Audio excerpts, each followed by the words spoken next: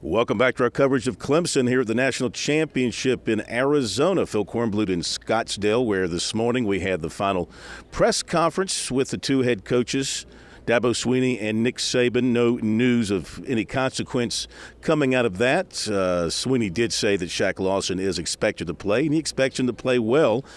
If the knee doesn't hold up, then it'll be next man up, and he'll have somebody ready to go in, most likely Austin Bryant.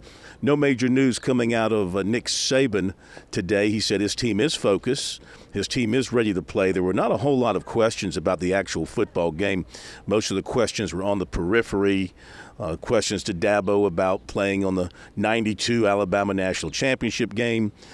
Questions to Saban about maintaining the greatness of the Alabama program. Swinney was asked how he got started using acronyms, that kind of stuff. A lot of softball questions, not a lot of X's and O's stuff. And really, there's not that much more to be said about this game tomorrow night. The feeling is, depending on who you happen to listen to, Alabama people are very confident that Clemson will have problems with Alabama's defense. They're calling this defense one of the great ones of all time. They don't feel like Clemson has seen a defense like Alabama's, and that Deshaun Watson, despite his greatness, will be throttled by Alabama's size and speed, and that Clemson's going to have a difficult time blocking those Alabama guys up front, and that Kirby Smart will have an excellent game plan to deal with what Deshaun Watson can do.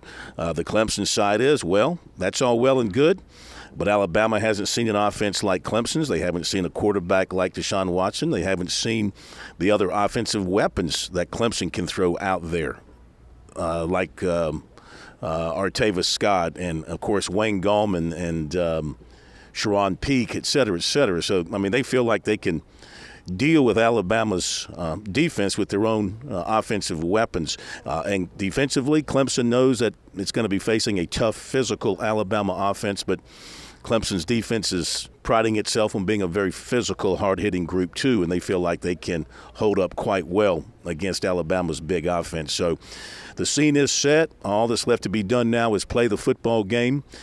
Today, some folks from Clemson went over to the stadium, I'm told, and laid out thousands and thousands and thousands of orange pom-poms. I was told about 25,000. I don't know if that's the exact figure, but there's going to be a lot of orange pom-poms in the air, no doubt about it, for Tiger fans. And there's going to be a huge throng of Clemson people here.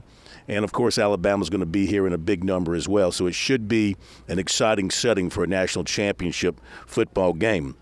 Nothing else going on today with the teams. They're just resting up, going through their final meetings, staying off their legs, and trying to be as rested and healthy as possible for tomorrow night.